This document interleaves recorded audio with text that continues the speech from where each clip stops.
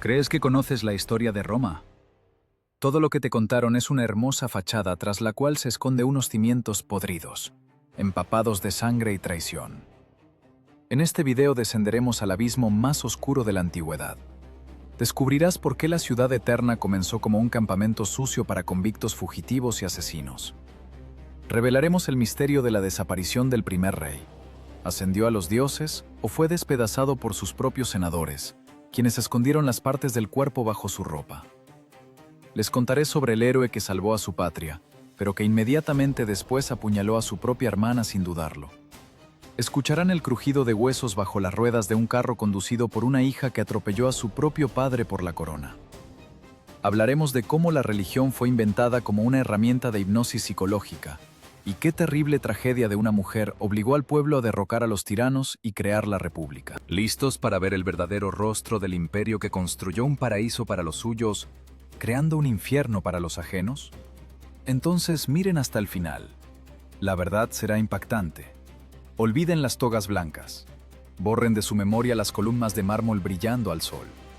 Saquen de su cabeza los cuentos de nobles patricios manteniendo conversaciones filosóficas a la sombra de los olivares. Todo eso es mentira. Es el estuco tardío con el que cubrieron avergonzados los cimientos podridos y empapados de sangre. Empezamos con la verdad. Y la verdad no huele a incienso. Huele a perro mojado, a heno podrido y a un miedo que te revuelve el estómago. Ahora no estás en la ciudad eterna. Estás en un campamento de refugiados sucio y lleno de piojos que por algún malentendido llamaron Roma. Imagínate un gueto. Imagínate barrios marginales a donde fluyen los desechos de toda la península itálica. Asesinos, esclavos fugitivos, deudores que no tienen nada que perder más que su propia cabeza, y aventureros dispuestos a cortar una garganta por un plato de estofado. Estos son tus padres fundadores. ¿Podrías sobrevivir aquí aunque fuera 24 horas? Alrededor solo hay pantanos, fiebre y colinas en las que se amontonan chozas de barro y ramas. Ninguna grandeza. Solo el instinto de autoconservación, expuesto como un nervio. En el momento en que el Tíber se desbordó una vez más, convirtiendo las calles en un desastre maloliente, una sombra se cernió sobre esta chusma. Y esa sombra era larga, pesada y mortalmente peligrosa. Miren hacia el norte. Allí, a solo unos pocos kilómetros río arriba, se alzan los muros de Fidenas. No es un campamento de bandidos, es una ciudad de verdad. Rica, saciada, arrogante. Fidenas no mira a Roma como a un vecino, la mira como a una llaga purulenta, como a un tumor canceroso que apareció en su tierra y comenzó a devorar recursos. Rutas comerciales, bloqueadas. Acceso a la sal, olvídenlo. Fidenas decidió no solo asustar a los advenedizos, decidieron estrangularlos. ¿Sienten cómo se aprieta la soga? Es el bloqueo económico del siglo VIII antes de nuestra era. En Roma se acaba el grano, el ganado comienza a caer por falta de alimento. Los niños dejan de llorar porque simplemente no tienen fuerzas. Es una guerra silenciosa, una guerra sin el estruendo de espadas, pero con el crujido de estómagos vacíos. Rómulo, ese líder de la manada, se pasea inquieto en su choza, que los aduladores llaman palacio. Él entiende, el tiempo corre en su contra. Cada día de paz mata a más de su gente que una batalla abierta. Pero Fidenas comete un error. El error de la gente saciada que subestima a las bestias hambrientas. Deciden no esperar a que el hambre haga todo el trabajo. Necesitan una ejecución ejemplar. Necesitan no solo destruir Roma, sino borrar el recuerdo mismo de que un puñado de vagabundos se atrevió a llamarse pueblo. Las puertas de Fidenas se abren, y ese no es el sonido de la esperanza, es el sonido de una sentencia. Imagina que estás parado en la empalizada del muro romano. Tus manos tiemblan, apretando una lanza mal afilada. No tienes armadura, solo un trozo de cuero tosco en el pecho, y a lo lejos, en la bruma de la niebla matutina, comienza a brillar el bronce. Viene un ejército de verdad. Filas ordenadas, escudos pesados, disciplina perfeccionada por generaciones. Son muchos, son aterradoramente muchos. No vienen a saquear, no tienen nada que saquearles, excepto piojos y deudas. Vienen a limpiar el territorio. No fue un conflicto entre dos potencias, fue una operación de castigo, una limpieza sanitaria. Fidenas veía en los romanos no a guerreros, sino a plagas que hay que ahumar de su madriguera y matar a palos. Y tenían todas las razones para pensar así. ¿Qué puede oponer una chusma a unos profesionales? ¿Furia? La furia es buena en una pelea de taberna, pero se rompe contra un muro de escudos como una manzana podrida contra una piedra. La atmósfera en el campamento romano cambia instantáneamente. Los gimoteos cesan, son reemplazados por un estupor helado. ¿Escuchan ese sonido? No es un trueno, es la marcha de cientos de pies calzados en cuero de calidad. La tierra vibra, la rata está acorralada. No hay a dónde correr. A la espalda el río, al frente la muerte, a los lados los pantanos. Rómulo mira a sus hombres. Ve en sus ojos no valentía, sino terror animal. Ese mismo terror que convierte a un hombre en ganado que va sumisamente al matadero. Si se quedan tras los muros, los matarán de hambre o los quemarán. Si salen al campo, los pisotearán. Un callejón sin salida. Cualquier movimiento lleva a la muerte. La historia podría haber terminado justo aquí. No habría habido ni César, ni legiones, ni Coliseo. Solo cenizas cubiertas de maleza y un par de líneas en las crónicas de los pueblos vecinos. Aquí vivían ladrones, pero los matamos. Pero justo en ese momento, cuando el olor a orina y sudor se mezcló con el olor de la tormenta que se avecinaba, sucede algo extraño. En lugar de rezar a los dioses o prepararse para la última defensa, Rómulo da una orden que hace que a sus tenientes se les salgan los ojos de las órbitas. No es una orden de formarse en falange. No es una orden de reforzar las puertas. Es un plan suicida. O el plan de un genio que ya no tiene nada que perder. Él mira al ejército de Fidenas que se acerca, a esa brillante máquina de muerte, y en su rostro aparece una sonrisa malvada y torcida. Él sabe algo que ellos no saben. Conoce la psicología de la pelea callejera. Abran las puertas, sí sea. No para rendirse, y no para recibir al enemigo de frente. El ejército de Fidenas se acerca. Ven el ajetreo en los muros romanos. Ven cómo los romanos corren presas del pánico. Tiran las armas. Agarran algunos bultos. Para el comandante de Fidenas, es un espectáculo dulce. El enemigo está roto incluso antes del primer golpe. La victoria ya está en el bolsillo, solo queda estirar la mano y tomarla. La codicia nubla la vista. El deseo de masacre hace que la sangre palpite en las sienes, ahogando la voz de la razón. No ven la trampa, ven la presa. Cientos de años después, los historiadores escribirán sobre esto como una gran táctica. Pero entonces, parados con el barro hasta las rodillas, nadie pensaba en táctica. Pensaban en cómo vender su vida lo más caro posible, o en cómo engañar a la muerte un día más. Los romanos salen de las puertas, pero no en filas ordenadas, se desparraman como hormigas asustadas de un hormiguero revuelto. Corren, le dan la espalda al enemigo, muestran las espaldas, el gesto más vergonzoso para un guerrero de la antigüedad. La espalda es un blanco. La espalda es una invitación al asesinato. La infantería de Fidenas aulló de alegría. La formación se rompe. ¿Para qué mantener la línea si el enemigo ya huye? ¡Alcáncenlos! ¡Maten! Quien entre primero al campamento se quedará con las mejores mujeres y el poco oro que tengan estos harapientos. Fue el momento de la verdad. El momento en que el cazador pierde la vigilancia, embriagado por el olor a sangre. Los de Fidenas se lanzaron a la persecución, estirándose por el campo, olvidando los flancos, olvidando las órdenes. Corrían tras una presa fácil, sin notar que corrían directo a las fauces de una bestia que solo finge estar muerta. La trampa estaba armada. El resorte se comprimió al límite. En el aire flotaba una tensión, espesa como la sangre que está a punto de derramarse. La tierra temblaba bajo los pies de miles de hombres corriendo, levantando nubes de polvo que ocultaban la verdad. Y en ese polvo, en ese caos donde se mezclaban los gritos de triunfo y el zapateo, nadie notó cómo cambió la mirada de los que huían. Cómo las manos, que supuestamente habían tirado los escudos en pánico, en realidad agarraron con más fuerza las empuñaduras de las espadas escondidas bajo las capas. La distancia se acortaba. 500 pasos. 300, 100. Los de Fidenas ya veían los rostros de los romanos desencajados por el miedo. O les parecía que era miedo. En aquel año, cuando la sequía convirtió la hierba en paja amarilla lista para arder con una sola chispa, Roma se preparaba para dar al mundo la primera lección de su sangrienta evolución. La lección de que no hay nada más peligroso que un enemigo que te da la espalda.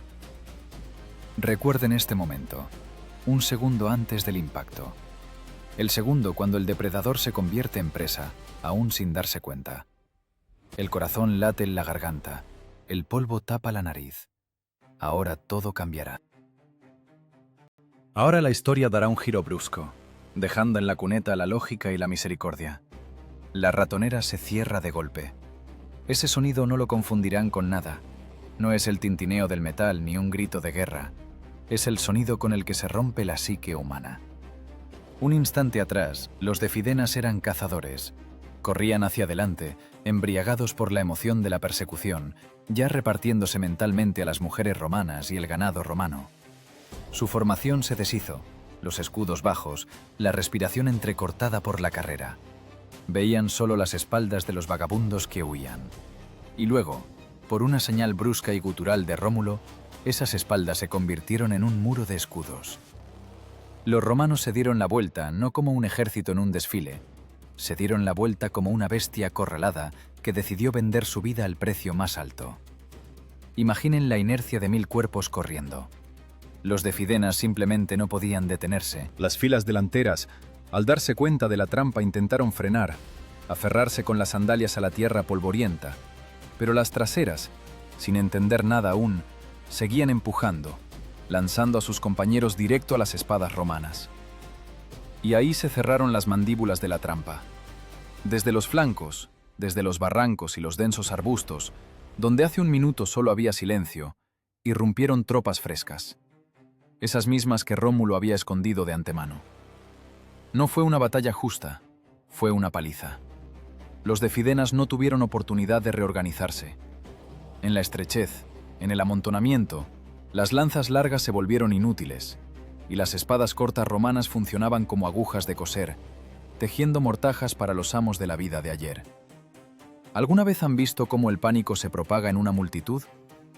Es más rápido que el fuego en la hierba seca. Los héroes que acababan de soñar con la gloria, ahora soñaban solo con una cosa: estar lo más lejos posible de este maldito lugar. Dieron media vuelta y corrieron de regreso, hacia los muros salvadores de su ciudad, hacia sus madres, sus esposas, hacia la seguridad. Pero Rómulo no pensaba dejarlos ir. Él sabía, si dejas ir al enemigo, mañana volverá con nuevas fuerzas. A la bestia herida hay que rematarla. Y los romanos, esos pastores y marginados de ayer, sintieron el sabor de la sangre. No corrían tras el enemigo, corrían sobre los hombros del enemigo. Fue una carrera loca contra la muerte. Los de Fidenas corrían hacia las puertas, rogando a todos los dioses que estuvieran abiertas. Y la guardia en los muros miraba hacia abajo con horror. ¿Qué hacer? ¿Cerrar las puertas y condenar a sus soldados a morir bajo los muros? ¿O dejarlas abiertas y arriesgar toda la ciudad? Un dilema digno de una tragedia griega. Pero no había tiempo para reflexionar. El flujo de cuerpos, una mezcla de propios y ajenos, gritando de terror y rugiendo de furia, irrumpió en la ciudad en una sola avalancha.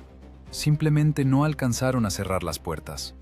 Lo que sucedió después, los historiadores suelen llamarlo con la seca palabra toma. Pero hemos acordado decir la verdad. Fue una masacre. La guerra entró en las casas. Las callejuelas estrechas de Fidenas, creadas para el comercio y los chismes, se convirtieron en trampas mortales. Los romanos no tomaban prisioneros.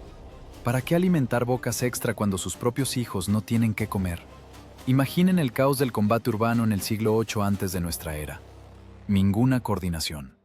Solo escaramuzas caóticas en los portales, en los techos, en los templos.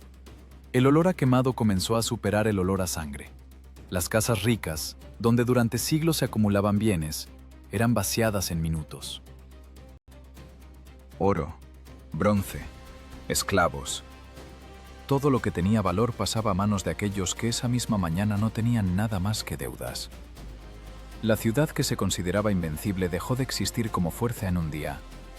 La élite de Fidenas, esas mismas personas que planearon el bloqueo económico de Roma, ahora yacían en el barro, y sus costosas togas ya no se distinguían por el color de los harapos de sus asesinos. En esta niebla sangrienta nacía una nueva verdad. Los romanos entendieron: la insolencia funciona mejor que las oraciones. La crueldad se paga con creces. Y los vecinos no existen para la amistad, existen para ser saqueados. Cuando el polvo se asentó y los gritos cesaron, reemplazados por el llanto de los sobrevivientes, Rómulo estaba de pie en medio de la plaza capturada. No parecía un triunfador de pintura, estaba cubierto de barro y sangre ajena de pies a cabeza, pero en sus ojos ardía un fuego frío. Entendía que esto era solo el comienzo. Fidenas fue solo un calentamiento, una prueba de pluma. La victoria llenó los estómagos de los romanos, pero también dibujó en sus espaldas un blanco enorme. Miren el humo que se eleva sobre las ruinas de Fidenas. Esa columna negra es visible a muchos kilómetros. Y no solo la ven los pájaros, la ven desde los muros de otra ciudad. Una ciudad en comparación con la cual Fidenas era solo una aldea. Velles, el gigante etrusco. La metrópolis del mundo antiguo.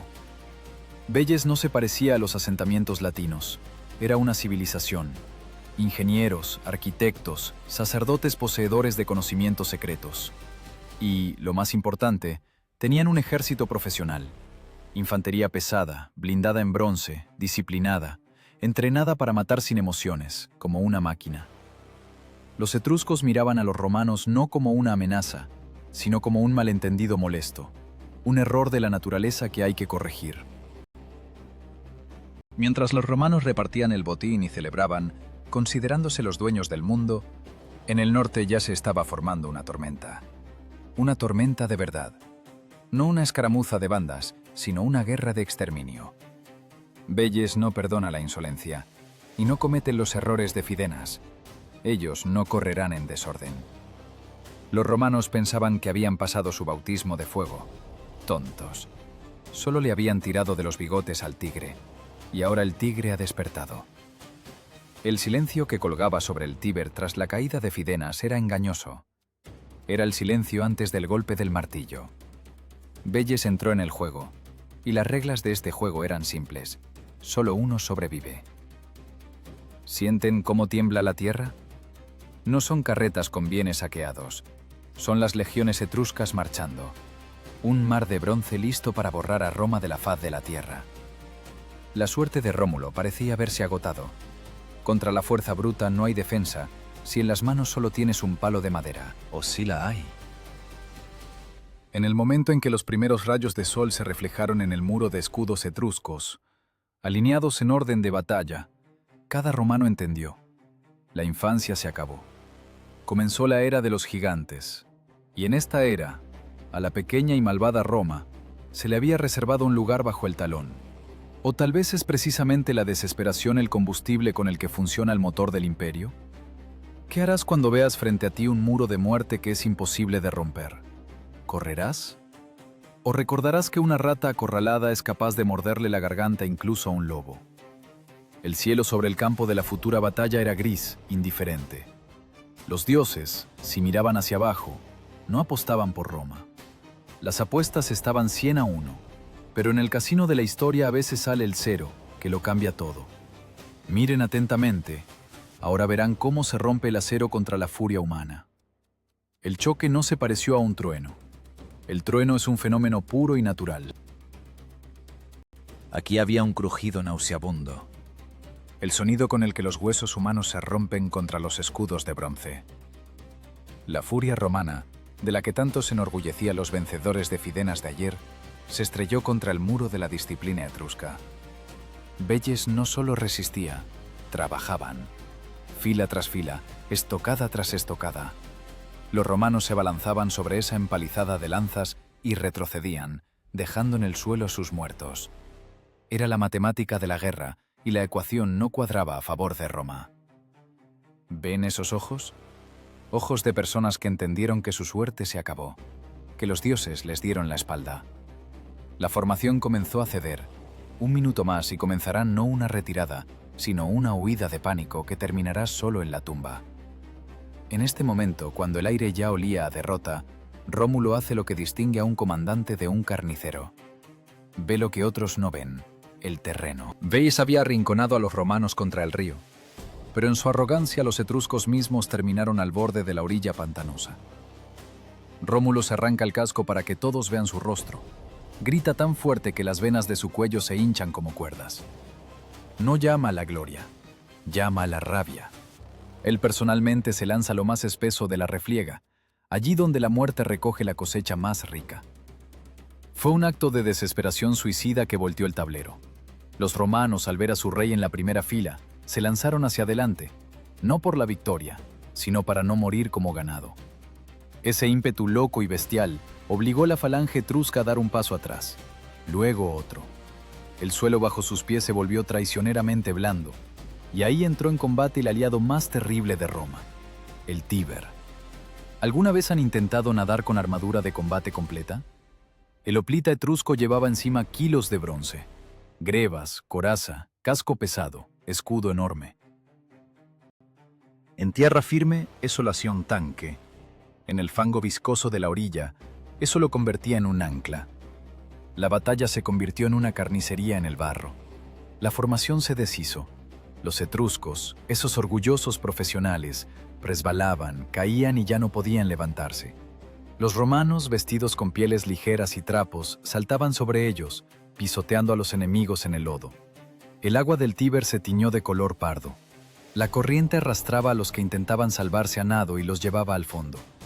¿Escuchan esos sonidos de gorgoteo? No son peces jugando.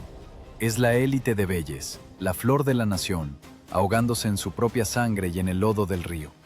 Ese día el río se sació de muertos demasiado generosamente. La victoria fue arrancada con los dientes, con las uñas, con pura y primitiva voluntad de vivir. Veyes se retiró, dejando en la orilla montañas de metal costoso, dentro del cual se pudrían los cuerpos de sus soldados. Roma sobrevivió. Pero, ¿qué le hace la victoria a un hombre que solo está acostumbrado a la lucha? Rómulo regresó a la ciudad no solo como un héroe, regresó como un dios vivo. Venció a los vecinos, venció a los gigantes, parecía haber vencido la muerte misma.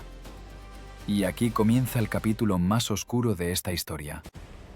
El poder es una droga a la que te acostumbras desde la primera dosis, y el poder absoluto corrompe absoluta e instantáneamente. El líder de la manada de ayer, que compartía con los soldados el último trozo de pan, comenzó a cambiar. Dejó de escuchar. El Consejo de Ancianos, el Senado, se convirtió para él en un obstáculo molesto. ¿Para qué escuchar a un puñado de viejos decrépitos cuando hablas con los dioses de igual a igual? Rómulo se rodeó de guardaespaldas, los céleres, 300 matones jóvenes, listos para cumplir cualquier orden sin hacer preguntas. Empezó a vestir de púrpura. Empezó a comportarse como un tirano. ¿Sienten cómo cambia la atmósfera en la ciudad? En lugar de la alegría de la victoria, un miedo pegajoso. Los senadores, esos mismos padres con cuyas manos se construía el Estado, de repente entendieron. Habían creado un monstruo. Y este monstruo ahora los mira como a un lastre innecesario. El susurro en los rincones oscuros se volvió más fuerte que las oraciones. El padre de la nación se convirtió en una amenaza para la propia nación, o, al menos, para su élite. Y a la élite, como se sabe, no le gusta que la aparten del comedero. Y entonces llega ese día, las nonas de julio. Una reunión en el pantano de la Cabra, o como lo llamaban, el Prado de Vulcano. Rómulo pasa revista a las tropas. Está en un estrado, solo, inalcanzable en su grandeza. A su alrededor, los senadores. Se aprietan en un anillo denso alrededor del trono. De repente el cielo se oscurece. No es solo lluvia, es una tormenta bíblica. Un trueno tan fuerte que tapona los oídos. Los relámpagos rasgan el firmamento, cegando a la multitud. La gente corre en pánico buscando refugio de la ira de los cielos.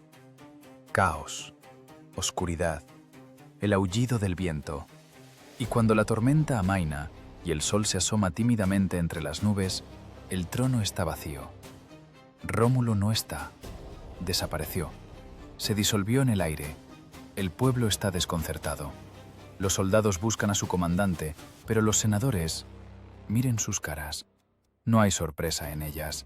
Hay una extraña y siniestra calma. Esconden las manos bajo las togas.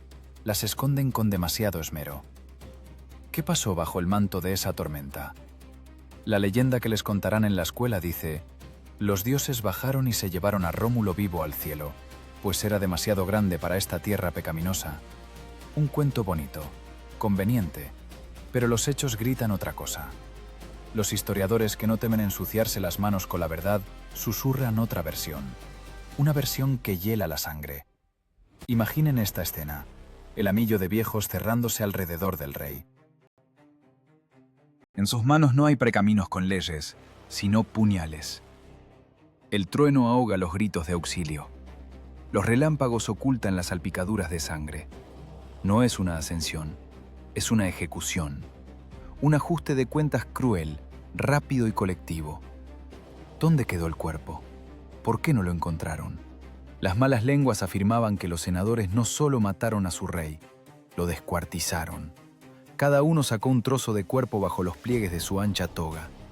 El padre fundador de Roma dejó este mundo por partes, sacado por sus propios compañeros como trozos de carne de un matadero.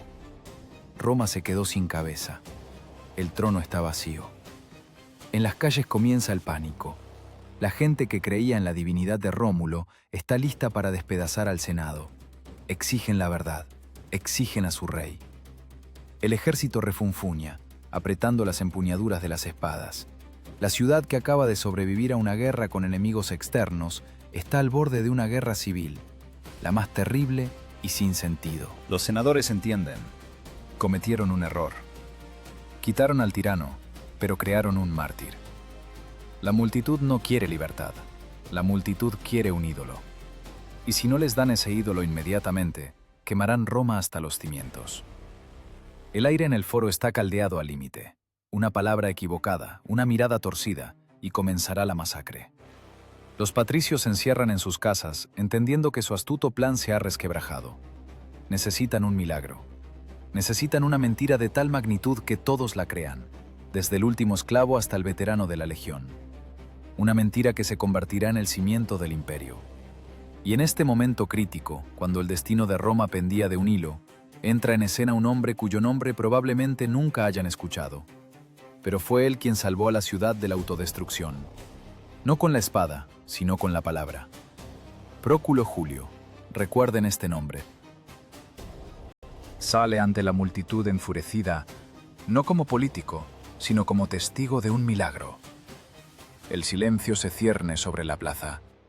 Cientos de ojos lo taladran. Levanta la mano pidiendo atención.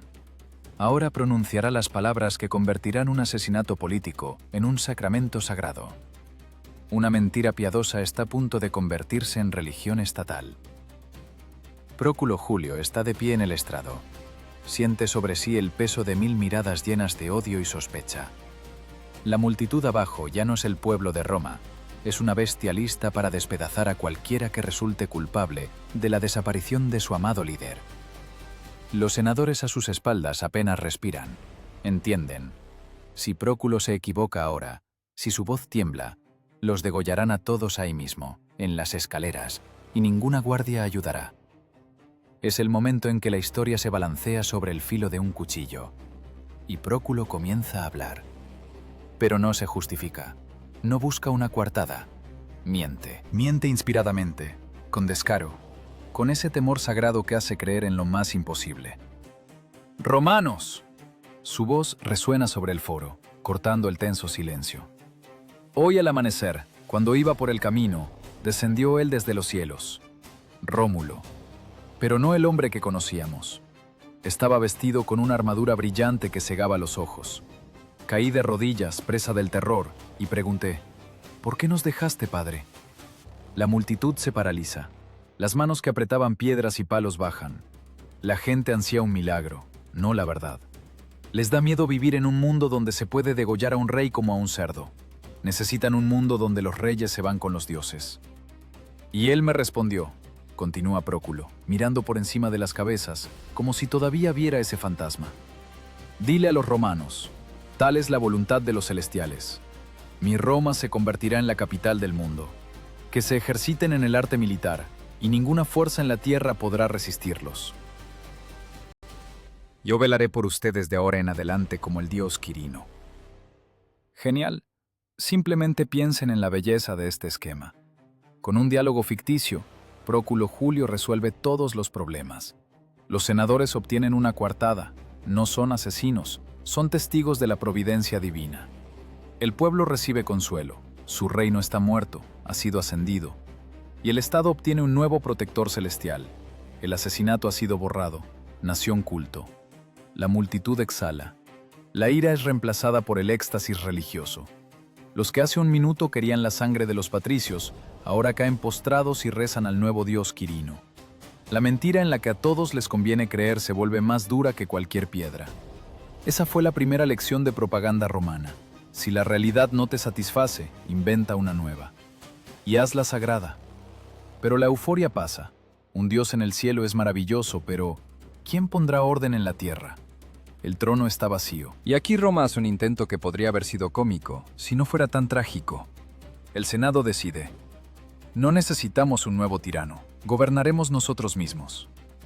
Comienza el año que los historiadores llamarán con la extraña palabra interregno, entre reinados. Imaginen una máquina estatal que en lugar de un conductor tiene 100 personas, y cada uno toma el volante por turnos. Los senadores se dividieron en grupos, cada uno gobernaba por unos días. Fue una catástrofe. El poder, untado en una capa fina, dejó de ser poder. Las leyes se contradecían, las decisiones se tomaban y se cancelaban en el transcurso de un día. El pueblo, esa misma chusma acostumbrada a la mano dura de Rómulo, comenzó a refunfuñar. «Teníamos un señor, y ahora son 100», gritaban en las calles. «Esto no es libertad, es una hidra de muchas cabezas que se devora a sí misma». Roma se encontró de nuevo al borde de la revuelta.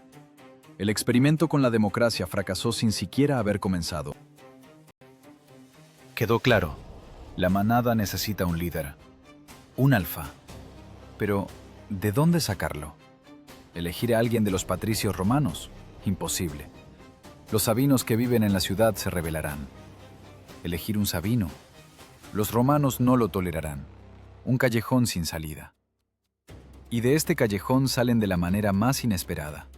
Encuentran a un hombre que es el menos adecuado para el papel de rey de bandidos. Olviden a los guerreros. Olviden a los héroes con cicatrices en la cara. La mirada del Senado recae en un hombre que vive en el bosque, usa ropa sencilla y, según los rumores, habla con los árboles. Numa Pompilio, sabino, filósofo, ermitaño. Cuando los embajadores llegaron a él con la oferta de la corona, se les rió en la cara. ¿Yo?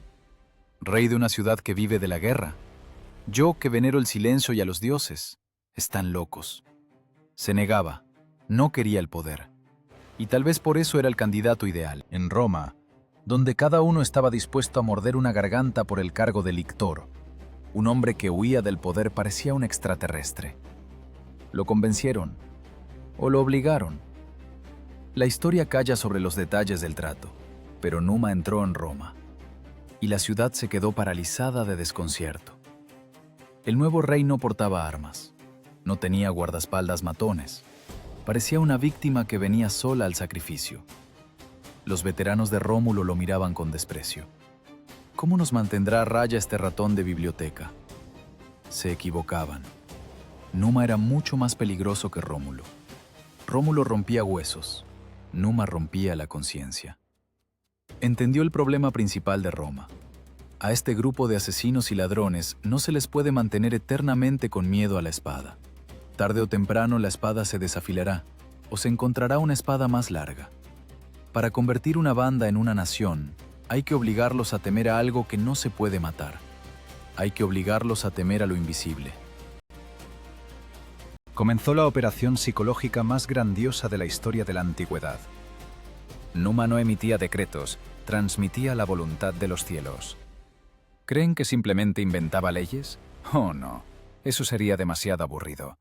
Montaba espectáculos. Cada noche iba al bosque sagrado. Regresaba por la mañana con los ojos brillantes y susurraba que se encontraba allí con su amante, la ninfa Egeria. Ella me dijo, empezaba, y los matones más empedernidos, que habían pasado por fuego y agua, abrían la boca. ¿Quién se atrevería a discutir con un hombre que duerme con una diosa? Numa reprogramó Roma, creó los colegios sacerdotales, pontífices, augures, salios. Envolvió la vida de los ciudadanos en una red de rituales. Antes, para comenzar una guerra, solo había que agarrar una lanza. ¿Ahora? Ahora había que mirar el vuelo de los pájaros, adivinar por el hígado de un toro sacrificado, esperar los días favorables. Introdujo el calendario. Dividió los días en fastos y nefastos, permitidos y no permitidos. Les robó a los romanos su tiempo caótico y se lo devolvió ordenado, subordinado al ritmo divino. No puedes simplemente ir y matar al vecino, porque hoy, verás, Júpiter está en contra. Los romanos, esas bestias salvajes, de repente descubrieron que vivían en una jaula. Pero los barrotes de esta jaula no eran de hierro, sino de supersticiones. El miedo a la ira de los dioses resultó más fuerte que la sed de lucro. Numa les enseñó a temer más al rayo que a la flecha enemiga. Construyó el templo de Jano, el dios de las entradas y salidas, y por primera vez en la historia de Roma cerró sus puertas. Fue un shock. Puertas cerradas significaban paz, paz absoluta, total. Para una ciudad que nació en sangre y vivió del saqueo, esto era antinatural. Pero Numa fue convincente. Su ninfa le susurraba las palabras correctas. La disciplina del espíritu reemplazó a la disciplina del cuartel. Le dio a Roma un alma. Artificial, sintetizada en el laboratorio de su mente genial, pero funcional. Ató a cada ciudadano al Estado no por miedo a la ejecución, sino por miedo a la maldición. Fue la forma más elevada de manipulación. El padre de la nación dejó de ser el líder de la manada y se convirtió en el sumo sacerdote. 43 años. Piensen en esa cifra. 43 años de silencio absoluto. Ninguna gran guerra, ninguna rebelión. Los vecinos, que hace poco soñaban con borrar a Roma de la faz de la tierra, ahora venían aquí no con espadas, sino con regalos, para ver este milagro, la ciudad de los justos. Roma se enriquecía, los campos se cultivaban, el comercio florecía. Creció toda una generación de personas que nunca habían visto tripas derramadas en el campo de batalla. Sabían de la guerra solo por los relatos borrachos de sus abuelos.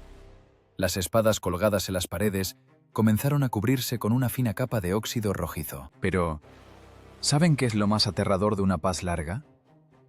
Acumula aburrimiento. La naturaleza humana no cambia con oraciones. La bestia interior no murió, simplemente se durmió, arrullada por el dulce humo del incienso. Dormía y soñaba con sangre.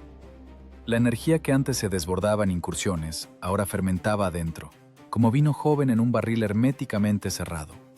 La presión crecía. Numa envejecía. Su magia se sostenía en su autoridad personal, en el halo místico que tan hábilmente había creado a su alrededor.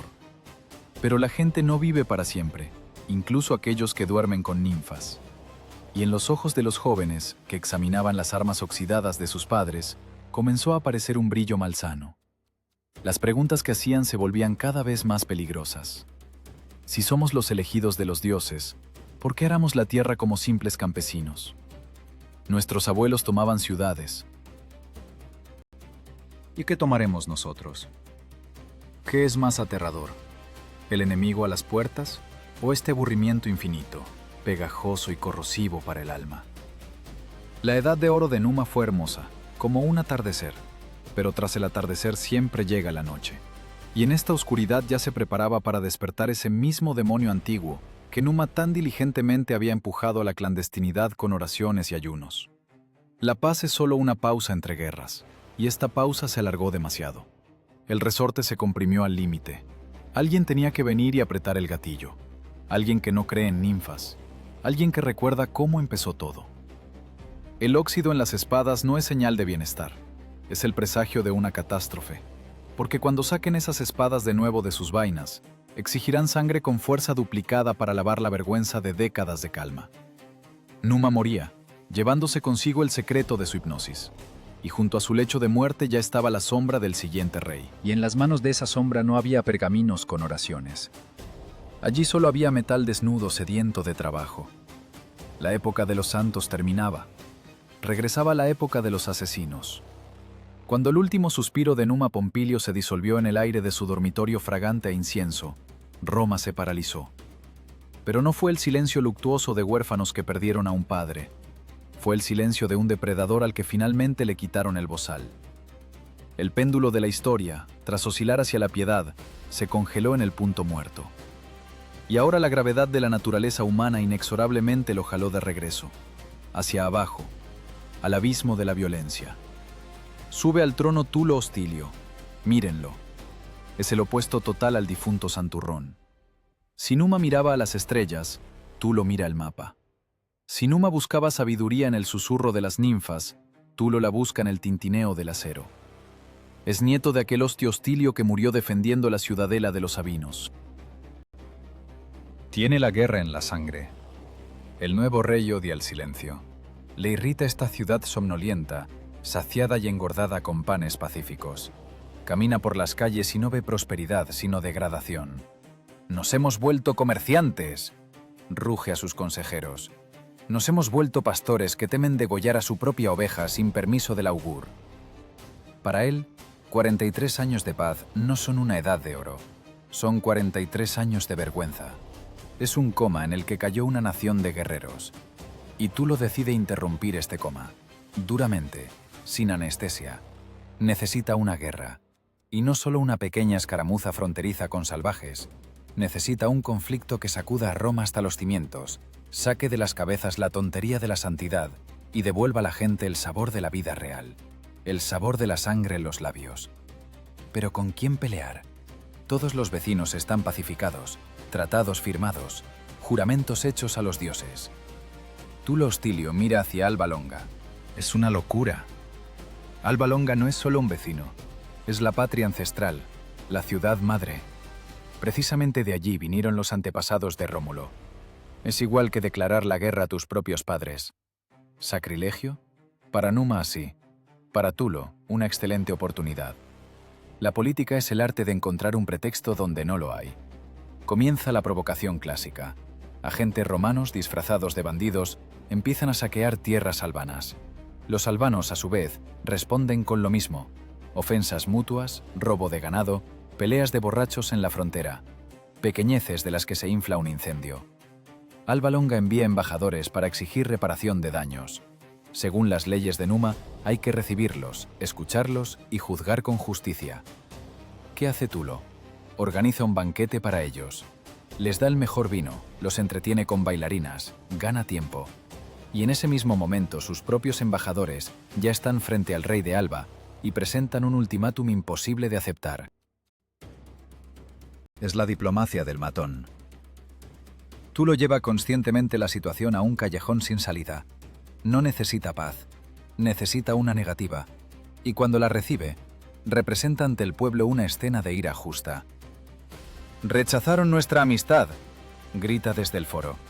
«Violaron las leyes de la hospitalidad. Los dioses son testigos. No empezamos nosotros esta guerra, pero nosotros la terminaremos». ¿Mentira? Sin duda. Pero la multitud ruge de alegría. Y llega la culminación de este espectáculo político, el momento que tacha medio siglo de historia.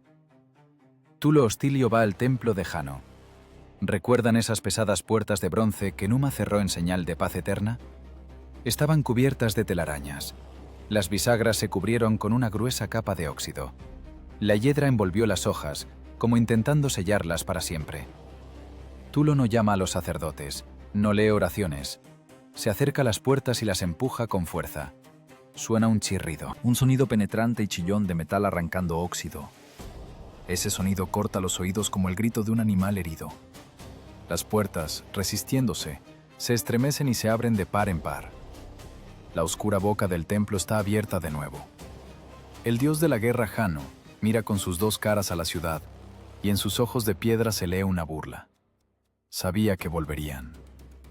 Roma se quita la máscara. La ciudad santa desapareció. Quedó un campamento de asesinos armados hasta los dientes, a los que simplemente les dieron un respiro. Miren los rostros de los jóvenes romanos. ¿Ven miedo ahí? No. Hay alivio. Por fin todo está claro. Por fin terminó el tiempo de rituales complicados y prohibiciones incomprensibles. El mundo es simple. Tú tienes una espada. El enemigo tiene lo que quieres. Ve y tómalo. Las legiones se forman en el campo de Marte. Los viejos mueven la cabeza, prediciendo desgracias, pero nadie los escucha. Su tiempo se fue con Num. Ahora es el tiempo de los jóvenes, malos y hambrientos. El aire zumba de tensión. El polvo se levanta por miles de pies, y en ese polvo se disuelven los últimos restos de moral. Tulo Hostilio logró lo suyo, despertó a la bestia. Y esta bestia resultó mucho más terrible que con Rómulo. Porque ahora no es solo una banda luchando por sobrevivir. Es una máquina organizada, ideológicamente cargada, que cree en su derecho a matar. La guerra con Alba Longa no será solo un conflicto, será el asesinato ritual del pasado. Roma debe destruir a su madre para probar que ha crecido, para convertirse en el único dueño del Lacio. La crueldad se convierte en idea nacional. La misericordia se declara debilidad. Preguntaban cómo nacen los imperios. No nacen en bibliotecas o templos. Nacen en el momento en que un pueblo decide que su grandeza es más importante que la vida ajena. Cuando el concepto de justicia se reemplaza por el concepto de conveniencia. El ciclo se cerró. La evolución de Roma dio una vuelta completa. De banda de marginados a comunidad religiosa y de vuelta a un imperio despiadado, listo para devorar todo en su camino. Las máscaras han caído, las ilusiones se disiparon. Rezaban a los dioses por la paz, pero en el fondo de su alma siempre ansiaron la guerra, porque la paz es aburrida. La paz no trae oro. La paz no da esclavos. La paz no escribe nombres en la eternidad. ¿Y la guerra? La guerra es la única forma de sentirse vivo en este mundo cruel e indiferente. Tulo Hostilio está de pie junto a las puertas abiertas de Jano. Sonríe. Por delante hay ríos de sangre, traiciones y grandes victorias. Por delante hay siglos de triunfos que serán pagados con millones de vidas. Pero eso será después. Y ahora solo existe este chirrido de bisagras oxidadas, sonando como música para sus oídos. Y mirando esta formación marchando, a este brillo de bronce pulido, háganse una pregunta simple. Una pregunta que perseguirá a la humanidad miles de años después de la caída de Roma. ¿Qué es más aterrador? ¿Una bestia que mata para sobrevivir? ¿O una civilización que convirtió el asesinato en el sentido de su existencia? Las puertas de Jano están abiertas de par en par. Las bisagras oxidadas han sido arrancadas. Pero la guerra con la que tanto soñaba Tulo Hostilio no comenzó con una batalla, sino con la confrontación más extraña y tensa de la historia de la Roma temprana. Imaginen este campo, 5 millas desde la ciudad, un lugar que luego llamarán Fosso Cluilio. 2 ejércitos están uno frente al otro, romanos contra albanos. Pero no es una guerra normal, es un espejo. Miren los rostros de los soldados, se parecen. Llevan las mismas armaduras, rezan a los mismos dioses. Más aún, hablan el mismo idioma, literalmente. En las filas de los romanos hay gente cuyas madres nacieron en Alba Longa. En las filas de los albanos, primos hermanos de los centuriones romanos. No es una invasión de bárbaros, es una guerra civil en su forma más fea y embrionaria. El aire tiembla no por el calor, sino por una incomodidad monstruosa. Matar a un etrusco es valentía, matar a un sabino, necesidad. Pero clavar una espada en el vientre de un hombre con el que bebiste vino en la fiesta de las ferias latinas. Las manos de asesinos experimentados sudan en las empuñaduras de los gladius. Nadie da la orden de atacar. Hay tal silencio que se escucha cómo zumban las moscas sobre los futuros cadáveres. Tulo Hostilio está furioso. Trajo aquí a la bestia para que se hartara de carne, y la bestia metió la cola entre las patas. Su plan de guerra relámpago se desmorona contra el sentimentalismo. Pero aquí entra en juego el frío cálculo político. Entra en escena Mesio Fufecio, dictador de Alba Longa, un hombre escurridizo, inteligente y cobarde. Sabe que su ejército no quiere pelear, pero sabe algo más. Le señala a Tulo las colinas. «Mira», dice. «Aquí nos estamos mordiendo como 2 perros por un hueso. Y allá están sentados los lobos esperando a que nos debilitemos. Etruscos, Velles y Fidenas, no duermen. Sus exploradores ya están en las crestas de las colinas.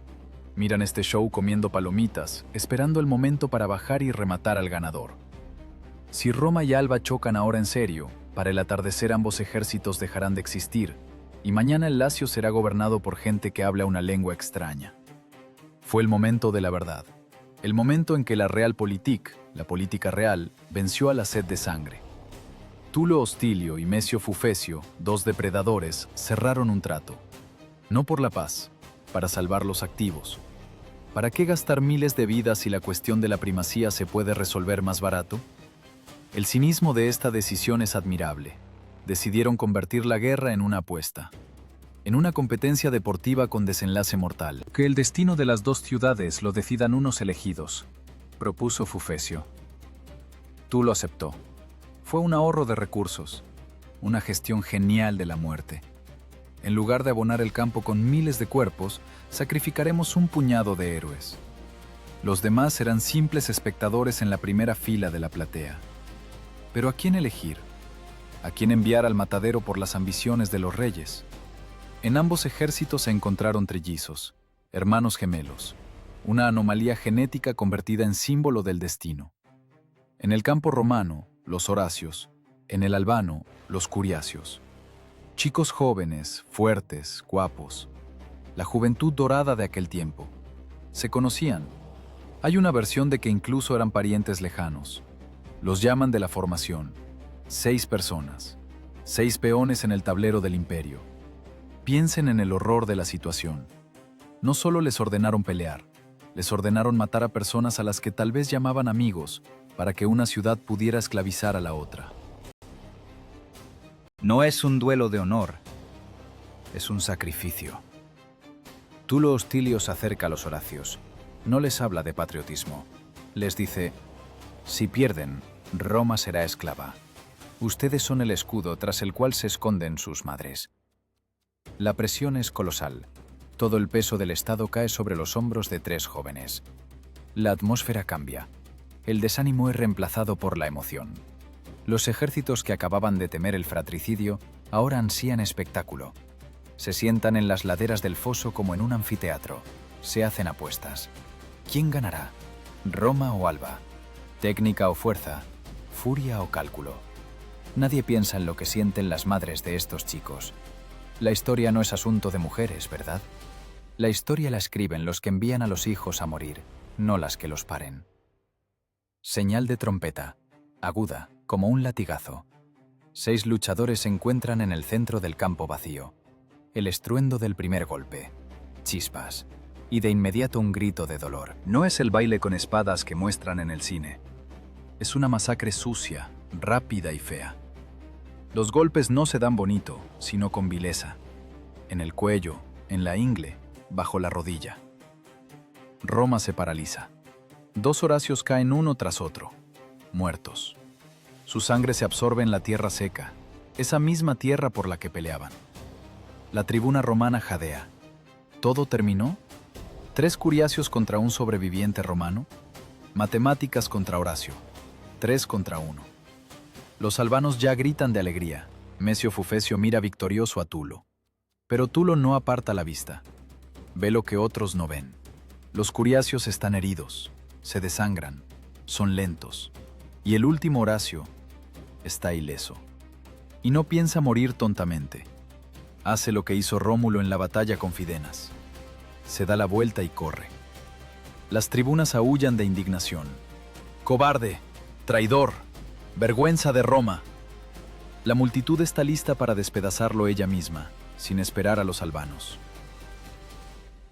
¿Cómo se puede correr cuando está en juego el destino de la patria? Pero no es una huida, es táctica, es divide y vencerás en miniatura. Horacio sabe, si acepta la pelea con los 3 a la vez, lo rodearán y lo apuñalarán. Pero si corre. Los Curiacios heridos se lanzan a la persecución, pero corren a diferente velocidad. El que está herido levemente se adelanta, el que se desangra se queda atrás. El herido grave se arrastra en la cola. La formación del enemigo se estira. El puño unido se convierte en 3 dedos separados. Horacio corre 100 metros. Se detiene bruscamente. Media vuelta. El primer albano, sin aliento, llega a él. Golpe. rápido, preciso, mortal. Uno listo. Las tribunas callan. Empiezan a entender. Horacio corre hacia el segundo. Ese ya no es cazador, es presa. Está agotado. La herida le impide levantar el escudo. Horacio lo derriba y lo remata con un golpe en la garganta. Queda el tercero, el más débil, el más herido. Apenas se mantiene en pie. Entiende que todo terminó. Mira a Horacio que se acerca no como a un enemigo, sino como a un verdugo. No fue una victoria en duelo, fue una ejecución. Horacio clava la espada en la garganta del último oponente con tanta fuerza que parece querer atravesar también la tierra debajo de él. A dos los sacrifiqué a las sombras de mis hermanos. Al tercero lo sacrifico a Roma, para que gobierne sobre Alba. El rugido del ejército romano ahoga todo. Tulo Hostilio triunfa. Su apuesta funcionó. Alba Longa, ciudad antigua, cuna de los latinos, acaba de perder su independencia. Sin una gran guerra, sin asedio. Simplemente porque un tipo resultó más astuto que tres. Pero no se apresuren a alegrarse. La sangre en las manos de Horacio aún no se ha secado, y el destino ya le prepara un examen nuevo, aún más terrible. El ganador regresa a la ciudad. Lleva las armaduras de los primos muertos como trofeos. En las puertas lo recibe su hermana, Camila. Era la prometida de uno de los curiacios muertos. Ella ve la capa ensangrentada de su prometido en manos de su hermano triunfador. Y no grita, ¡Gloria a Roma! Comienza a sollozar y a maldecir al hermano asesino. Se arranca el cabello, gritando el nombre de su amado. En ese momento algo hace clic en la cabeza del héroe. La adrenalina del combate, el olor a sangre, la locura de la lucha, todo eso aún hierve en él. Acaba de salvar a la patria, es un dios. ¿Y esta chica se atreve a llorar al enemigo? ¿Llorar a quien quería esclavizar a Roma? Vete con tu novio con tal amor, grita él. Un golpe de espada. La hermana cae muerta a los pies del hermano triunfador. El silencio que se colgó en las puertas, Capena, fue más aterrador que el silencio en el campo de batalla. Los romanos quedaron estupefactos. El héroe de la nación acaba de matar, ante los ojos de todos, a una chica desarmada, a su hermana. Fue un shock. Fue el colapso de todos los fundamentos morales. El padre de Horacio, un viejo que acaba de perder a 2 hijos y a una hija, está de pie sobre el cuerpo. ¿Qué dirá? ¿Maldecirá al asesino? ¿Exigirá un juicio? No. El viejo mira a la multitud con ojos secos y locos y pronuncia una frase que debería darles escalofríos. Ella se lo merecía. Si él no lo hubiera matado, lo habría hecho yo mismo. Roma absolvió al asesino, porque Roma entendió la verdad principal de su existencia. El Estado es más importante que la familia. El patriotismo es más importante que el amor. Si no estás con nosotros, estás contra nosotros, aunque seas nuestra hija. Así, sobre la sangre de hermanos y hermana, se firmó la escritura de compraventa del alma del pueblo romano. Alba Longa cayó, pero Roma perdió su inocencia definitivamente. Ahora era una ciudad donde la espada resolvía cualquier disputa, incluso las familiares. Pero Mesio Fufecio, arrodillado ante Tulo, no olvidó la humillación. La serpiente no murió, simplemente se escondió. La traición que prepara le costará a Roma mucho más caro que la sangre de una familia. El trato cerrado sobre la sangre de los Horacios y Curiacios resultó podrido. Mesio Fufecio, dictador de Alba, dobló la rodilla, pero no inclinó la cabeza. ¿Alguna vez han visto cómo sonríe un hombre que tiene un cuchillo a la espalda? Así miraba Mesio a Tulo Hostilio durante las procesiones triunfales. Salvó la vida, pero perdió el honor. Y para un político de la antigüedad eso es peor que la muerte. Se convirtió en vasallo, en un peón en la baraja del rey romano, y decidió voltear la mesa. La oportunidad se presentó pronto. Fidenas, la eterna espina en el costado de Roma, levantó la cabeza de nuevo. Entendían, mientras Roma y Alba estén unidas, no se les puede vencer. Pero si se mete una cuña entre ellos... Mesio Fufecio envía mensajeros secretos a Fidenas. Su mensaje es simple y cínico. Empiecen la guerra. Yo sacaré mis tropas al campo. Pero en el momento decisivo, golpearé a Roma por la espalda. o simplemente me haré a un lado y miraré cómo los degüellan. Era el plan no de un guerrero, sino de un buitre. Y ahí están los ejércitos de nuevo en el polvo. Romanos y albanos en un flanco, enemigos en el otro. Comienza la batalla. Choque de escudos, crujido de lanzas, la habitual música de guerra. Tulo Hostilio pelea en la primera fila, seguro de que su flanco derecho está cubierto por aliados. Pero de repente sucede algo extraño. Los estandartes albanos comienzan a desplazarse. No atacan al enemigo. Se retiran lenta, como a regañadientes, hacia las colinas. La formación romana queda expuesta. El flanco está abierto. Es una catástrofe. En unos minutos, por esa brecha entrará la caballería enemiga y de la legión romana solo quedará una mancha húmeda. Un centurión romano corre hacia el rey, pálido como un lienzo. «Mesio nos traicionó. Los albanos se van». En este momento, Tulo Hostilio comete un acto que prueba. La evolución de Roma se completó. De líder de banda se convirtió en gran maestro de la mentira. No entra en pánico. No maldice al traidor. Entiende. Si los soldados se dan cuenta de que los traicionaron, comenzará el pánico. Y el pánico es la muerte. Tulo levanta la espada ensangrentada y grita para que lo escuchen no solo los suyos, sino también los enemigos. «Tranquilos, es mi orden. Los albanos rodean al enemigo para golpearlos por la retaguardia. Los tenemos en pinzas». Fue una mentira de escala grandiosa, improvisación al borde de la tumba. Pero funcionó. Los soldados romanos, al escuchar la voz del rey, recobraron el ánimo. «¡Es una maniobra! ¡Los tenemos rodeados!». El miedo fue reemplazado por la furia, y los enemigos, los de Fidenas, escucharon el grito de Tulo. Vieron cómo los albanos tomaban la altura, y se lo creyeron.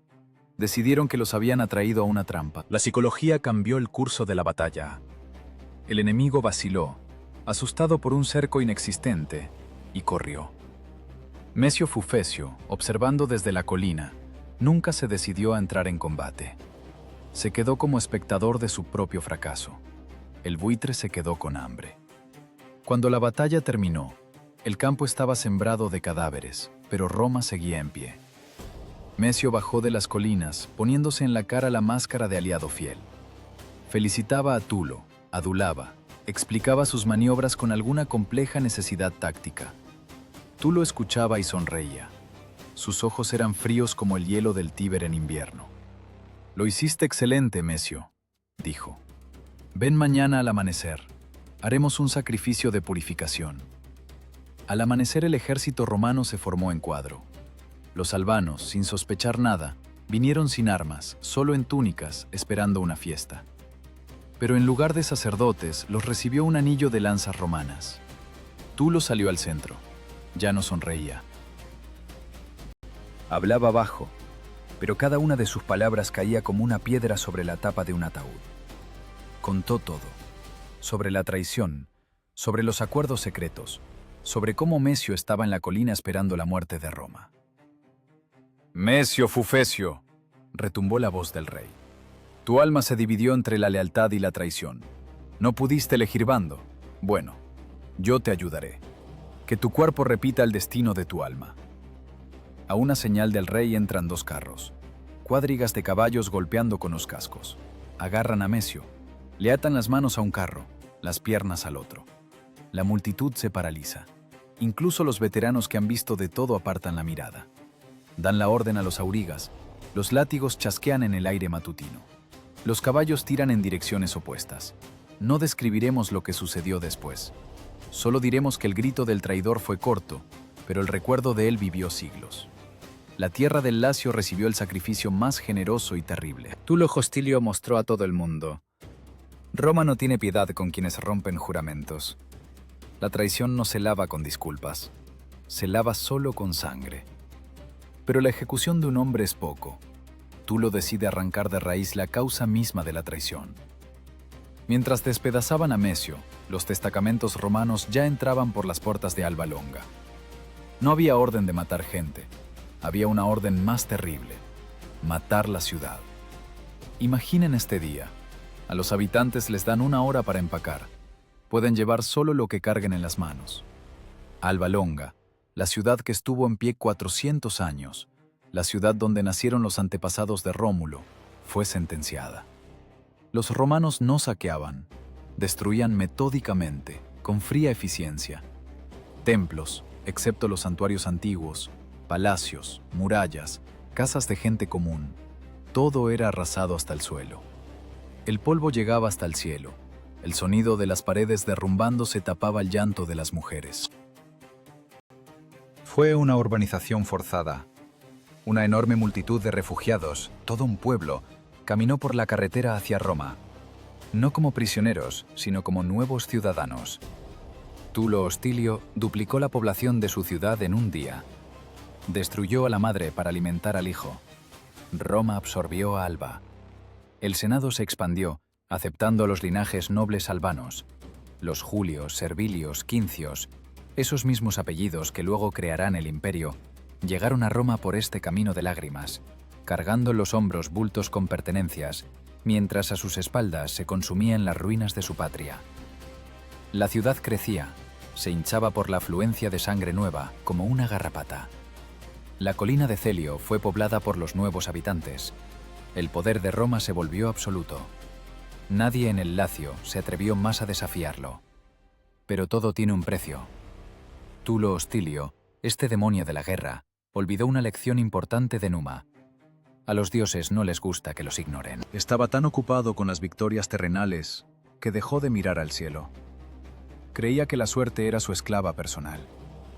Y así, en la cima de su poder, cuando no quedaban enemigos, sobre Roma cayó lo que no se puede atravesar con una espada: la plaga.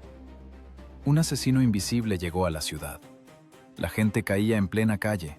Fuertes guerreros que ayer rompían muros, hoy se consumían por la fiebre, tosiendo sangre. La ciudad, abarrotada de refugiados, se convirtió en la incubadora ideal para la muerte. Tulo también enfermó, y este hombre de hierro que despreciaba la religión, de repente se rompió. El miedo a la muerte convirtió al tirano en un viejo supersticioso. Empezó a buscar febrilmente la salvación. Se acordó de Numa. Ordenó traer los viejos pergaminos, esperando encontrar allí la receta de la inmortalidad, o al menos el perdón. Encontró la descripción de un ritual secreto dedicado a Júpiter Elicio, un ritual capaz de invocar al dios y obtener respuestas. Con manos temblorosas, en el delirio de la fiebre, Tulo intentó realizar el rito. Pero con los dioses no se puede negociar como con los vecinos. No se puede hablar con ellos en el lenguaje de los ultimátums. Tulo se equivocó en algo. Tal vez confundió las palabras. O tal vez Júpiter simplemente se cansó de este asesino arrogante. Esa noche sobre el Palatino se desató una tormenta como no recordaban los ancianos. Un rayo golpeó directo en la casa del rey. No fue una descarga accidental. Fue un golpe preciso de artillería celestial. El palacio ardió como una antorcha. Tulo Hostilio, el conquistador de Alba, astuto y guerrero, se quemó vivo junto con su casa y sus ambiciones. De él no quedó ni ceniza que se pudiera enterrar. El fuego limpió el lugar para el siguiente acto. Roma se quedó de nuevo sin rey, pero con un ejército enorme, la moral destruida y una pregunta que colgaba en el aire humeante. ¿Se puede construir una ciudad eterna sobre cimientos de traición y fratricidio? ¿O simplemente estamos construyendo una enorme y magnífica tumba para nosotros mismos? Las cenizas de Tulo Hostilio aún no se enfriaban en el Palatino. El olor a carne quemada se mezclaba con el olor a ozono tras el rayo. Y este cóctel provocaba en los romanos no dolor, sino terror animal. Los dioses se expresaron muy claro. El guerrero que olvida los cielos se quema. Roma se encontró de nuevo en una encrucijada. El péndulo de la historia, que osciló de la santidad de Numa a la locura de Tulo, debía encontrar un punto de equilibrio. La ciudad necesitaba un rey que supiera sostener una espada, pero que al mismo tiempo no le escupiera en la cara a Júpiter. Necesitaban un híbrido. Y lo encontraron. Anco Marcio, nieto de aquel mismo Numa Pompilio. Miren a este hombre. No se parece al fanático de su abuelo susurrando con ninfas, pero tampoco se parece al maníaco Tulo. Anco Marcio es el primer pragmático romano, burócrata de la muerte. Un hombre que entendió una cosa genial. Para matar vecinos y saquear sus ciudades no hace falta ser una bestia. Basta con ser abogado. Los vecinos de Roma, los latinos, cometieron el mismo error que muchos antes que ellos. Al escuchar que en el trono está de nuevo un descendiente de Numa, se frotaron las manos. Roma volverá a ser un monasterio, decidieron. Rezarán mientras nosotros robamos su ganado. Los latinos comenzaron las incursiones, seguros de su impunidad. Esperaban embajadores con sermones de paz. En lugar de eso, vieron el nacimiento de la máquina militar más cínica y eficiente de la antigüedad. Anco Marcio no se lanzó al ataque a lo loco. Hizo algo más terrible. Creó la institución de los feciales, sacerdotes diplomáticos. Imaginen esta escena. Frontera de las posesiones de los latinos. Se acerca un sacerdote romano. En la cabeza tiene una cinta de lana. En las manos no una espada, sino un bastón. No grita maldiciones. Lee con voz fuerte y bien puesta un documento legal. Una reclamación. Si no devuelven lo robado en el plazo de 33 días, los dioses serán testigos de su injusticia. Era teatro. Teatro político genial. Los romanos daban tiempo al enemigo, sabiendo que los orgullosos latinos se negarían. Y cuando el plazo expiraba, el sacerdote regresaba a la frontera. En su mano había una lanza con la punta quemada y ensangrentada. La arrojaba a la tierra enemiga con las palabras: les declaro una guerra justa y piadosa. ¿Sienten la diferencia? Tulo Hostilio peleaba porque quería sangre. Anco Marcio peleaba porque así lo decidió la ley. Hizo a los dioses cómplices de la agresión romana. Ahora cada legionario romano sabía: no es un asesino, es un alguacil judicial ejecutando una sentencia del cielo. Esto eliminaba cualquier restricción moral. Matar con la conciencia limpia, ¿qué puede ser más aterrador? Los latinos fueron aplastados. Sus ciudades, Politorio, Telene, Ficana, fueron borradas de la faz de la tierra no en un arrebato de ira, sino metódicamente, según el plan. A sus habitantes los reubicaron a la fuerza en Roma, en el monte Aventino. La ciudad se infló de nuevo, absorbiendo los vencidos. Roma se convertía en un crisol donde los enemigos de ayer se volvían ciudadanos de hoy, para mañana ir a matar a nuevos enemigos. Pero a Anco Marcio le parecía poco solo ganar. Entendía: la guerra es cara. Los saqueos dan una ganancia única, pero el dinero real lo trae el control. Miren el Tíber. Este río era la vena por la que fluía la vida, pero también era un obstáculo. Anco Marcio construye el primer puente, el Puente Sublicio.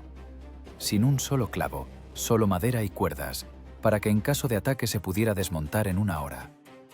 No es solo un cruce, es control del tráfico. ¿Quieres pasar? Paga. Luego mira hacia el oeste, hacia donde el Tíber desemboca en el mar. Allí brillan las lagunas de sal. La sal en el mundo antiguo cuesta más que el oro. La sal es conservante, es vida, es dinero. Anco Marcio funda Ostia, la primera colonia, el primer puerto marítimo. Roma deja de ser un campamento de pastores, se convierte en una corporación comercial. Ahora los romanos controlan la sal, los cruces y la ley. Tienen al Lacio agarrado por el cuello no solo con la espada, sino con la billetera. Sin embargo, con el crecimiento de la población y la riqueza, llega otro problema: el crimen. En una ciudad llena de latinos deportados, esclavos fugitivos y veteranos empobrecidos, se vuelve peligroso caminar de noche. Las leyes tradicionales de venganza de sangre ya no funcionan. Se necesita terror estatal. Anco Marcio construye una prisión.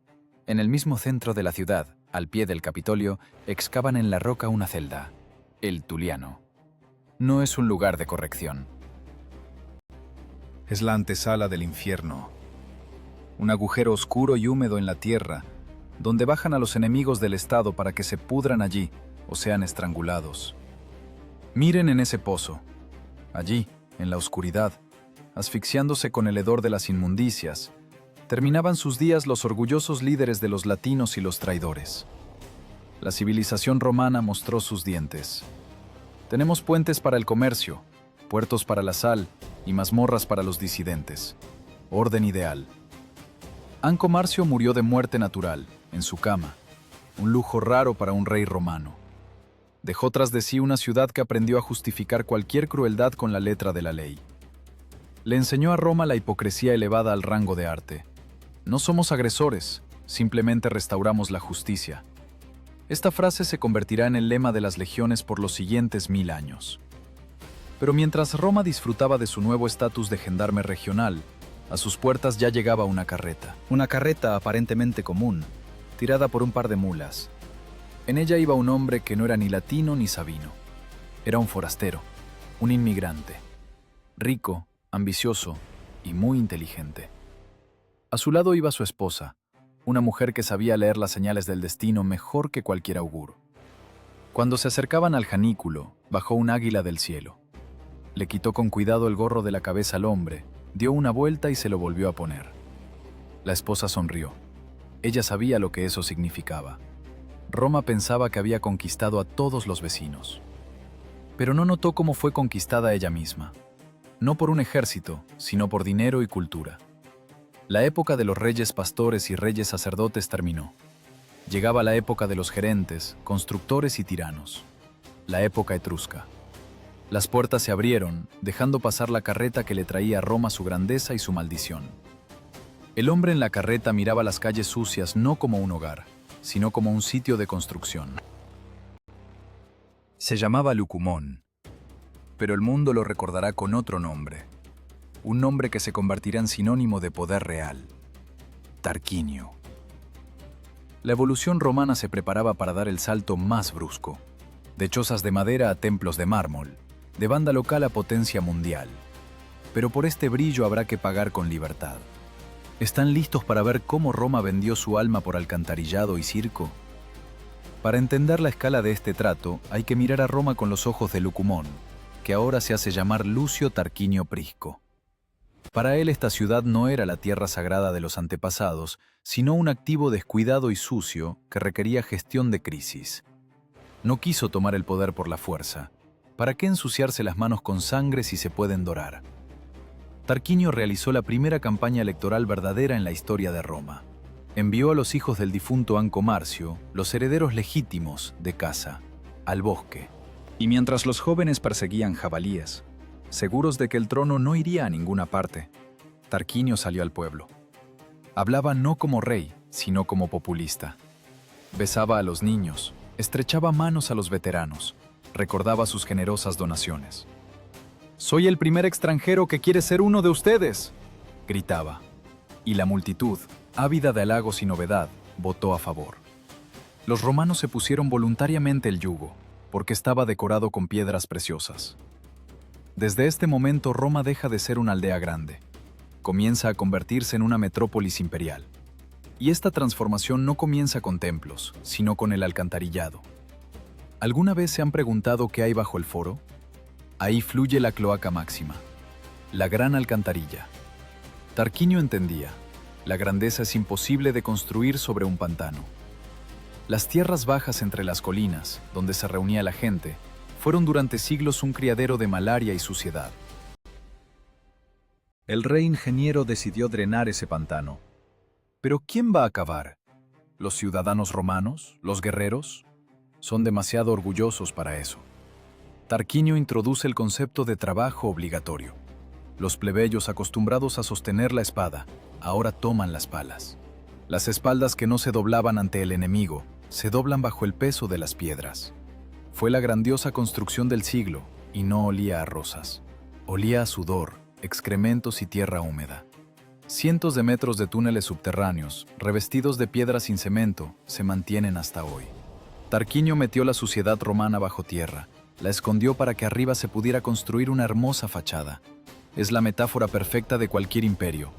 Mármol brillante arriba, flujos de inmundicias abajo. El valle drenado se convierte en el foro, el corazón del mundo, el lugar donde se decidirá el destino de las naciones. Pero Tarquinio conoce la psicología de la multitud mejor que cualquier psicólogo. Al pueblo no le basta un lugar limpio para reuniones. El pueblo necesita espectáculo. Construye el circo máximo. Olviden las modestas competencias de los tiempos de Rómulo. Tarquinio trae de Etruria boxeadores profesionales, bailarines, corredores de carros. Crea la industria del entretenimiento. Por primera vez aparecen bancos para los espectadores. Al pueblo lo sientan por estatus.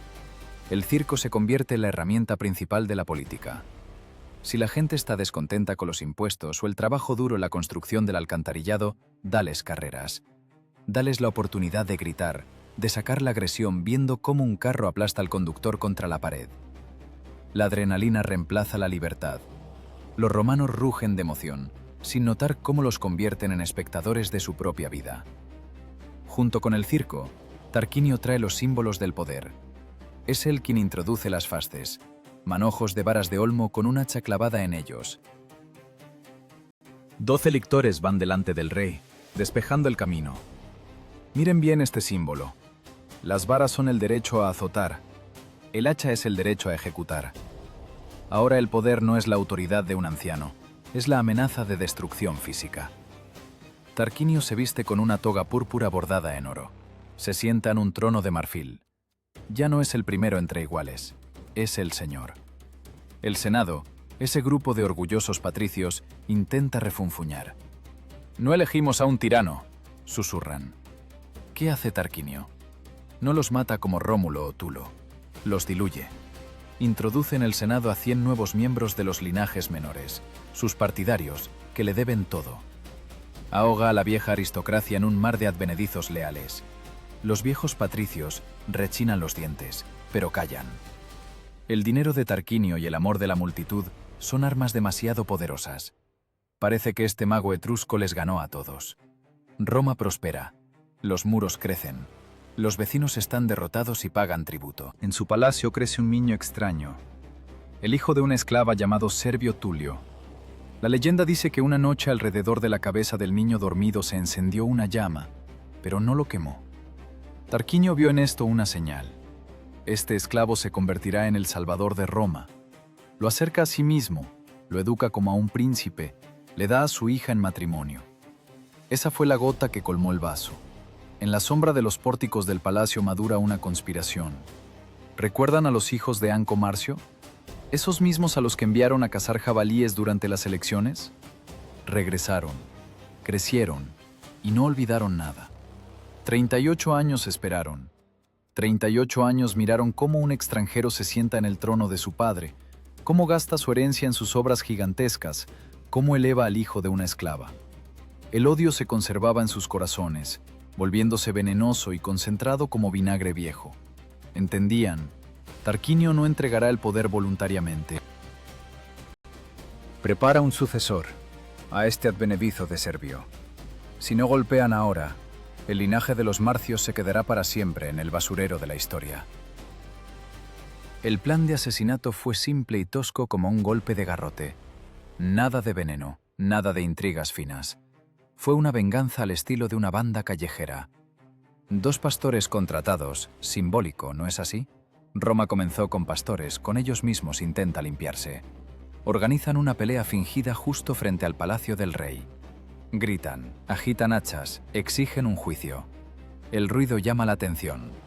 Tarquinio, seguro de su inviolabilidad y sabiduría, ordena traer a los peleadores ante él. Quiere juzgarlos personalmente, mostrar al pueblo su justicia. La estupidez del tirano está en la fe en su propia invulnerabilidad. Los pastores entran al salón del trono. Uno empieza a contar una historia confusa sobre el robo de una cabra. El rey se inclina hacia adelante, intentando entender las palabras del dialecto tosco. En ese momento, el segundo pastor entra por el costado.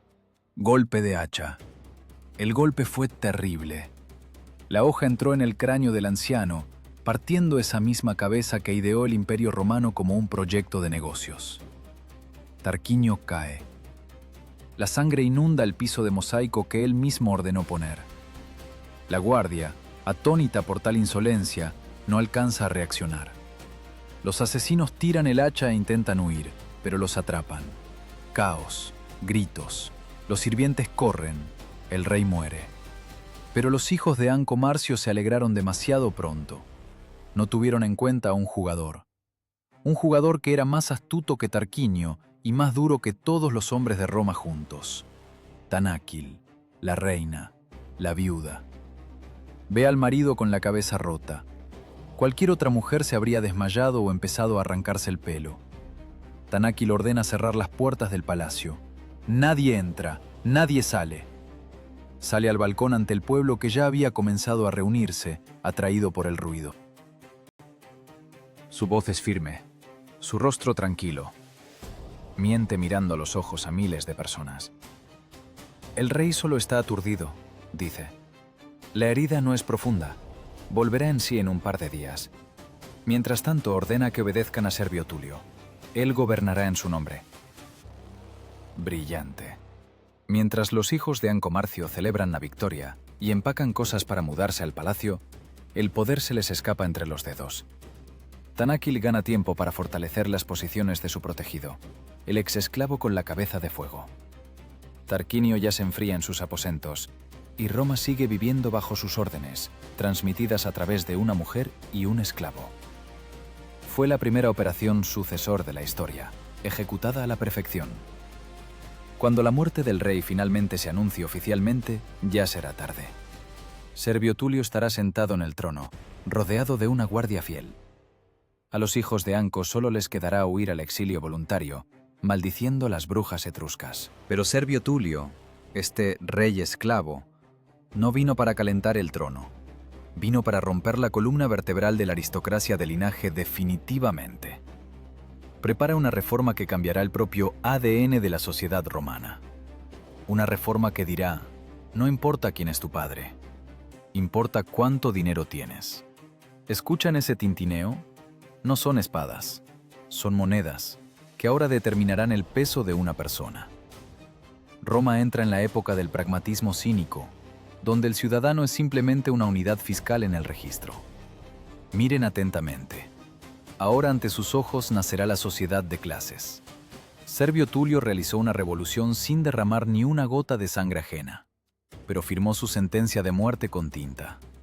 Inventó el censo. Por primera vez en la historia se valoró a una persona no por su linaje, no por la valentía de sus antepasados, sino por su billetera. ¿Entienden lo que eso significa? Ayer no eras nadie porque tu padre pastoreaba cabras. Hoy, si tienes dinero, eres ciudadano de primera clase. Te compras armadura, te paras en las primeras filas de la falange y votas primero. Servio Tulio dividió a Roma en clases, y esta estructura resultó más sólida que cualquier muro. Por cierto, hablando de muros, fue él quien rodeó la ciudad con el primer anillo de piedra verdadero. La muralla serviana convirtió las colinas dispersas en un monolito único. Roma se convirtió en una fortaleza. Roma se convirtió en una corporación. Pero en esta corporación, el director general envejecido olvidó que lo rodea una junta directiva sedienta de poder. Tarquinio, ese mismo a quien apartaron del trono, creció, y se encontró una pareja ideal, Tulia, la hija del rey. Saben, hay matrimonios hechos en el cielo, y hay uniones forjadas en el infierno. Tulia odiaba a su padre por su debilidad. Tarquinio lo odiaba porque ocupaba su lugar.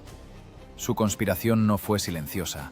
Fue un golpe de estado en vivo. Tarquinio simplemente entró al Senado, se sentó en el trono y comenzó un discurso. Cuando el viejo Servio Tulio llegó corriendo para echar al insolente, Tarquinio no discutió. Era joven, fuerte y estaba enojado. Simplemente agarró al viejo por la cintura y lo lanzó por las escaleras de la curia al pavimento de piedra. Y ahora prepárense. Lo que sucedió después los hará estremecer.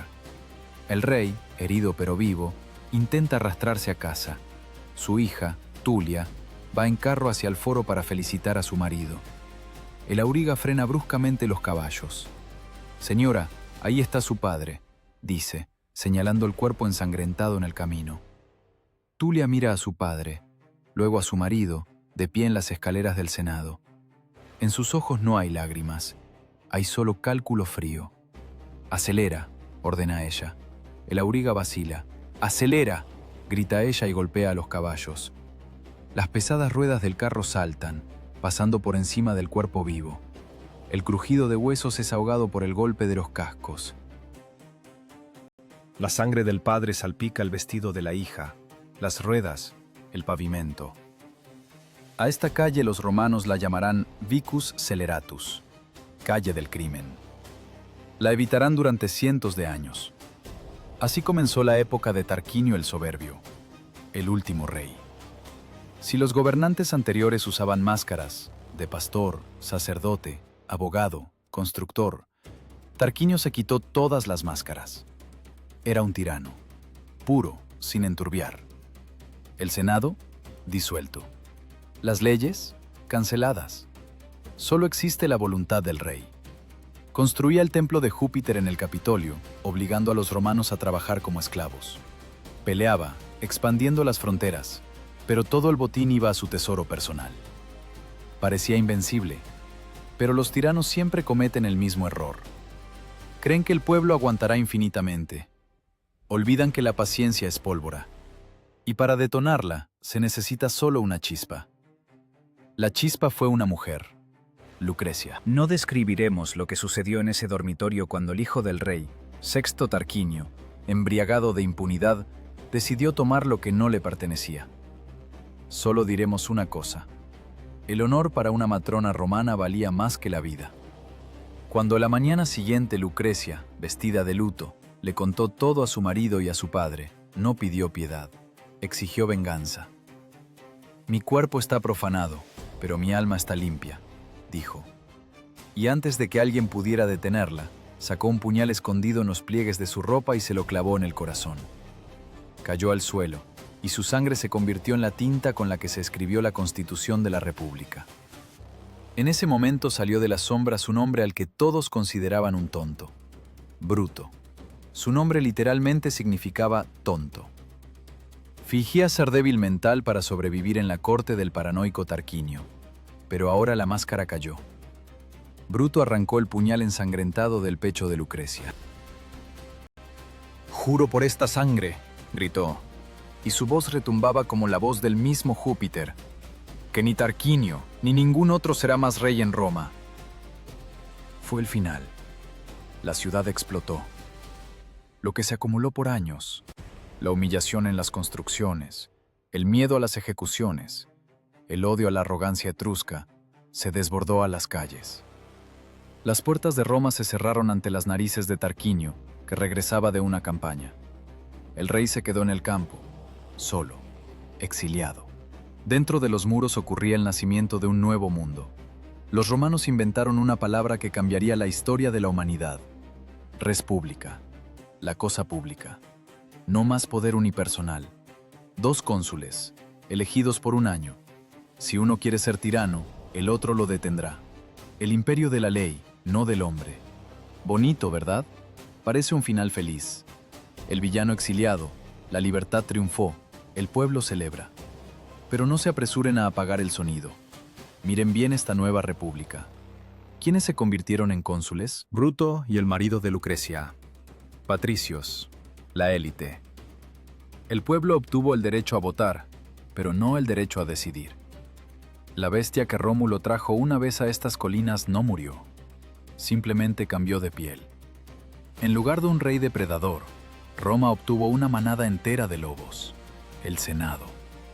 Y el apetito de esta manada era mucho más terrible. La evolución se completó. De campamento de refugiados, a través de traiciones, fratricidios, estupor religioso y tiranía, Roma se convirtió en la máquina de guerra perfecta. Ahora no la contenían los caprichos de un monarca. Ahora la guiaba hacia adelante la lógica sin rostro, fría y despiadada del interés estatal. Las legiones romanas pronto darán un paso más allá de Italia. Quemarán Cartago, saquearán Grecia, crucificarán a miles de personas a lo largo de la Vía Apia. Y todo esto en nombre de la cosa pública, en nombre de la República. Empezamos con la pregunta sobre la supervivencia. Terminamos con la pregunta sobre el precio. Miren a esta ciudad, a su mármol, que pronto se cubrirá de hollín de incendios, y a su oro, que siempre olerá a hierro. Roma demostró: para construir un paraíso para los suyos, hay que crear un infierno para los ajenos. Y cuando miren las ruinas del Coliseo, háganse una última pregunta. Una pregunta que resuena como eco en estas piedras antiguas. ¿Qué es más aterrador? ¿Un bárbaro que mata por botín? ¿O un hombre civilizado que mata por una idea, y a eso lo llama paz? La historia de Roma no es un manual del pasado, es un espejo. Y si miran atentamente en él, no verán el perfil de César, nos verán a nosotros.